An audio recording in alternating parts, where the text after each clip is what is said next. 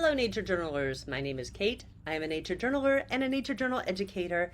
And today I'm going to go through some color mixing for a specific palette that I use in workshops and kind of walk through the primaries that might be a little surprising. So in another video, we did a swatch out of a palette for watercolors and also the Rarlan pencil palette, picking out these three specific pencils as primaries and doing the same in the palette. I'm going to use the watercolors for this mixing activity, but the same principles will apply for the pencils too, so you're welcome to play around and use those as you have them. So let's go ahead and get started. So today I'm going to use this custom watercolor palette. It's something that I create for workshops that I do. It has Daniel Smith pigment, little mixing area in the middle. And we're going to be focusing on these three pigments and colors and using them to make a color mixing wheel so that you can really experiment and see how these various different colors interact. Now, we're often taught in school that our primaries are red, yellow, and blue. That's not untrue. But if you've ever done any offset printing or any visual design work that needed to be printed with inks, you'll recognize CMYK as terminology. And that's really the inks that can make millions of colors.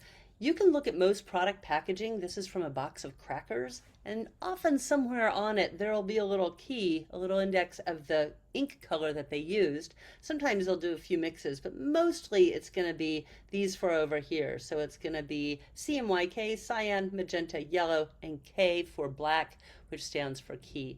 So that's kind of fun. Like, this is a very commonly known principle in visual design and in printing, so that you can get the most colors out of the fewest toned inks, or in our case, pigments. So we're going to start out and do a color mixing wheel.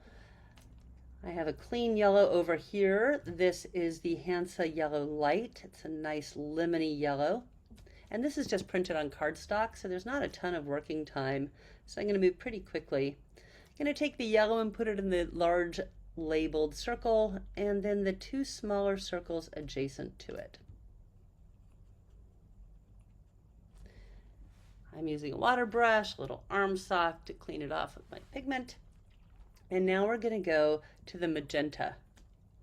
So I'm going to pick up some of this Quinacridone pink, which we swatched out in the other video. It looks a little more red in the video screen, but generally this is a really nice hot fuchsia, a really sweet pink. And we're going to put it in the middle where it's labeled, and then a little bit over here in the yellow, and you'll see that that'll start to create a nice mix of an orange. Our next primary is going to be the cyan. For that, we're going to use the Pthalo blue green shade. And it is a pretty intense color. It's going to work for our cyan. Now you can take just a hint of it because, like I said, it's pretty intense, and put it down here on top of our Hansa Yellow Light. We'll start to see that that gives us a green. Clean off my brush a little bit. Put the cyan over here, and then another quick clean. And we'll pick up a little bit more of that Quinacridone pink and put that in there to get our purple.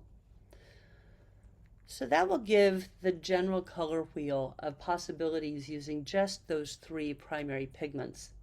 If you want browns and grays, it can take a little bit more to coax all those out, but you can put those into the middle. Browns and grays are going to be variable mixes of all three of these primary acting colors.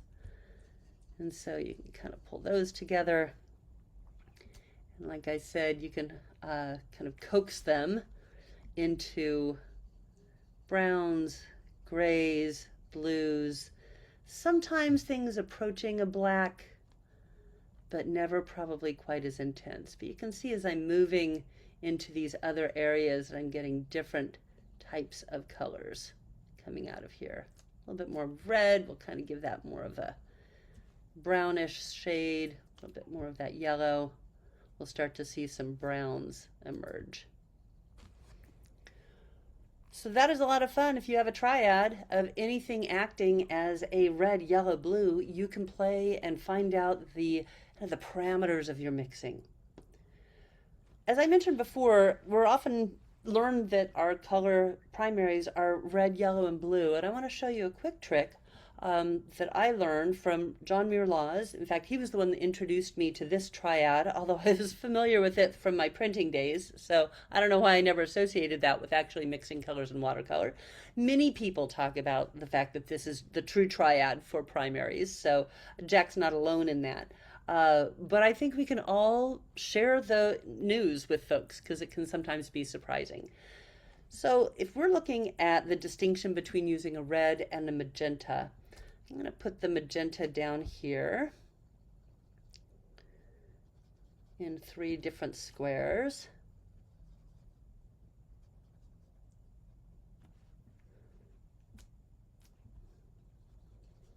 And then again, because this is not full watercolor paper, I'm going to move pretty quickly. I'm going to give this a yellow, so we should get into our orange. I'm trying to keep that yellow clean.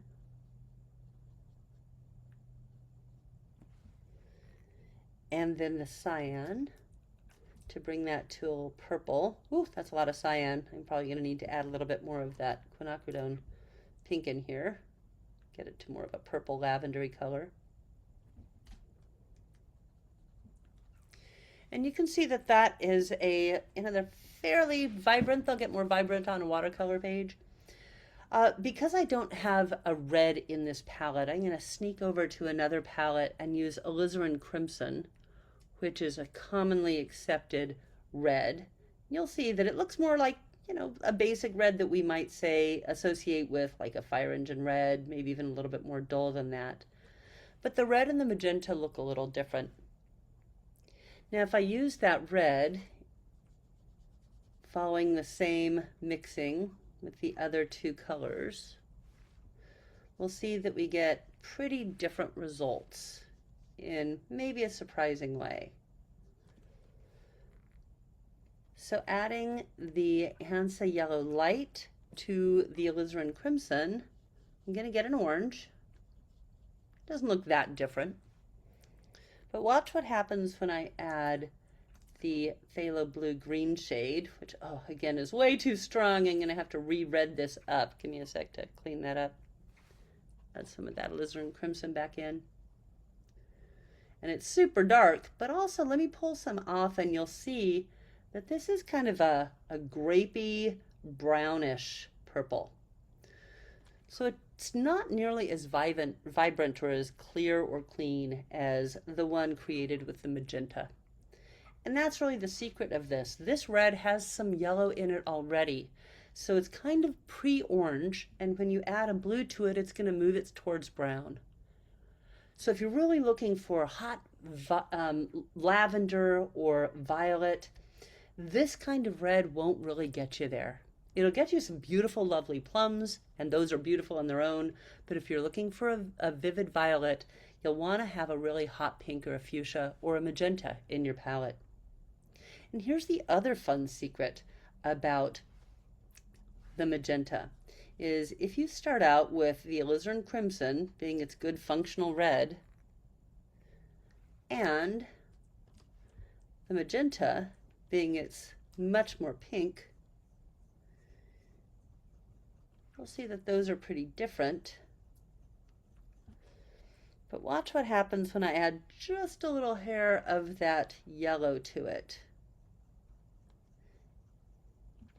I can actually get the magenta to function very closely to what that fire engine red is doing. So you can mix this color from this red from a magenta, but you cannot go the other way around. Even if I try and lighten this Alizarin Crimson up with white or a lighter color, it won't ever have the vivid luminescence and brightness of a magenta. So definitely get a magenta in your palette. Now we're going to do a similar kind of thing with our cyan. We're going to come over here with the Phthalo Blue Green shade. Gosh, that's an intense color. Always pick up a lot of pigment on this one. I'll have to learn to water it down a little bit more. I'm going to put these into these bottom squares. Move a little pigment around. And then let's use an ultramarine blue, a more traditional, maybe expected blue, up in the top squares. And we're going to go through a mixing activity for this too, and you'll see how the different resulting colors happen when we mix in our other two acting primaries in this. So you can kind of see this is a little warmer, a little bit more clear. This is a deeper blue, maybe a little bit more expected. So let's pop in the magenta. And when we do this cyan and magenta, which we already did up here, it's going to give us that violetish purple. And when we do the yellow, which I'm going to clean off so I make sure I don't get any red pigment in there. When we do the cyan and yellow, we get this very vivid, kind of bright, cheerful spring green. Now doing the same with the ultramarine, I'm going to put a little bit of that magenta in, maybe a little too much, to dip back into our ultramarine here. And we're going to get a nice, pretty good, clean, purplish, violet-like color. Very similar. But watch what happens when we put that yellow on top of this ultramarine. On this one, we're going to get a much more of a sagey kind of brownier blue or green color. And that is because this blue already has a little bit of red in it. And so when we add the yellow, it's going to move towards brown. Same way that the purple moved towards brown, this green is going to move towards brown. Now that is beautiful. You can use that for good. It is not a bad thing. It's just something you want to know about. And similar to how we did the mixing of the red, wow, that's super intense. Let me pick some of that up. We can also take the cyan and the ultramarine,